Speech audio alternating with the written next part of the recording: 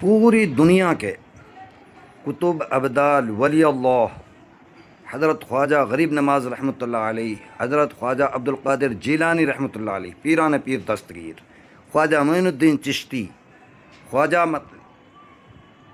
جتنے بھی مطلب یہ ہے کہ پیران پیر ہیں، جتنے بھی اولیاء اللہ ہیں، تمام مطلب یہ ہے کہ اللہ کے رسول کی خاک کے برابر نہیں پہنچ سکتے،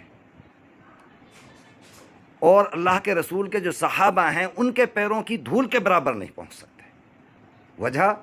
وجہ صاف ہے کہ صحابہ اکرام رضی اللہ عنہم اجمعین نے آپ کا جمال حسن خود آنکھوں سے دیدار کیا، اور ہم صرف سوچتے ہیں جن آنکھوں نے آپ کا دیدار کیا حسن کا، تو ان کو کون پہنچ سکتا ہے بھلا۔ حضرت جتنے بھی نعت خواہ ہیں جنہوں نے آپ کی تعریف میں نعتیں بیان کی ہیں اب تک، اور آگے جتنی لکھی جائیں گی، آگے جتنی بھی نعتیں آپ صلی اللہ علیہ وسلم کی شان میں لکھی جائیں گی، اور جو لکھ دی وہ تمام کی تمام مل کر کے حسان بن ثابت رضی اللہ عنہ کے 2 شعروں کو نہیں پہنچ سکتی۔ 2 شعر، 2 اشعار آپ کے ایسے آپ کی شان میں۔ وجہ یہ کہ آپ نے جمال مصطفیٰ کو دیکھ کر کے، دیدار کر کے پھر وہ 2 اشعار کہے، اور ہم ہیں جو خیال اور تصورات میں آ کر کے نعت شریف کہتے ہیں اور لکھتے ہیں، تو وہ کیسے ان چیزوں کو پہنچ سکتے ہیں؟ ہم اس مقام کو پہنچ ہی نہیں سکتے، کتنی ہی جد و جہد کر لیں، کتنی ہی آپ کی شان میں نعتیں لکھ لیں، نظمیں لکھ لیں، لیکن پہنچ نہیں سکتے۔ اللہ کے رسول صلی اللہ علیہ وسلم نے کبھی کسی کے لیے ممبر کو نہیں سجایا، نہیں بچھوایا، صرف اپنے لیے بچھاتے تھے۔ آپ تشریف فرما ہوتے ممبر پر، آپ کے لیے بچھوایا جاتا، آپ بچھواتے اپنے لیے، اور ممبر پر تشریف فرما ہوتے آپ صحابہ سے مخاطب ہونے کے لیے۔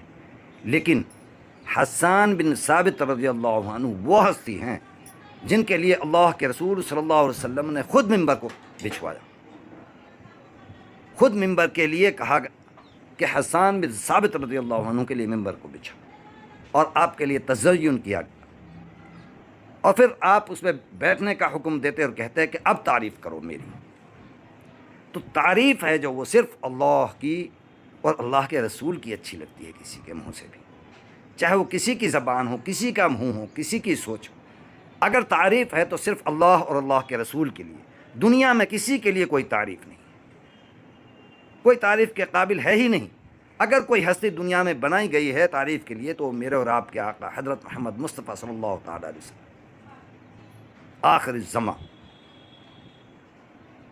جن کو دیدار مصطفیٰ ہو جائے، ان آنکھوں کی بھی کیا مثال ہے۔ اللہ اکبر، اللہ اکبر۔ اللہ تعالیٰ خواب میں ہی صحیح اپنے حبیب کا دیدار ہمیں بھی نصیب فرمائے۔ کیا ہستی ہیں جن کے لیے دنیا کو تزین کیا گیا، سجایا گیا، ہزاروں سال پہلے آپ کے لیے دنیا کو بنایا گیا۔ اور واقعی یہ حقیقت ہے کہ اللہ تبارک و تعالیٰ نے اس دنیا کو آپ کے طفیل سے ہی بنایا ہے، صرف آپ کی برکت سے بنایا ہے،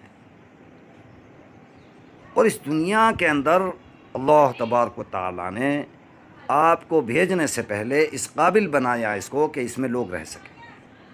اس کے بعد میں جب یہ تیار ہو گئی تو پھر 1,24,000 کم و بیش پیغمبروں کو بھیجا گیا، صرف آپ کی آمد کے واسطے اور آپ کی خبر کے واسطے کہ آخری نبی وہ ہوں گے۔ اب تو ہم آئے ہیں آپ کو سمجھانے کے، عوام کو سمجھانے کے لیے، آخری نبی وہ آئیں گے۔ ہر نبی کو یہ بتلا دیا گیا تھا پہلے ہی۔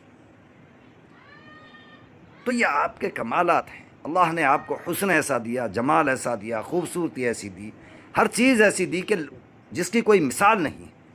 ہر طریقے سے آپ کو ایسا بنایا گیا کہ کسی اور کو بنایا ہی نہیں اللہ نے۔ اس طرح سے اللہ تبارک و تعالیٰ نے میرے اور آپ کے نبی کو بنایا ہے۔ اللہ اکبر، اللہ اکبر۔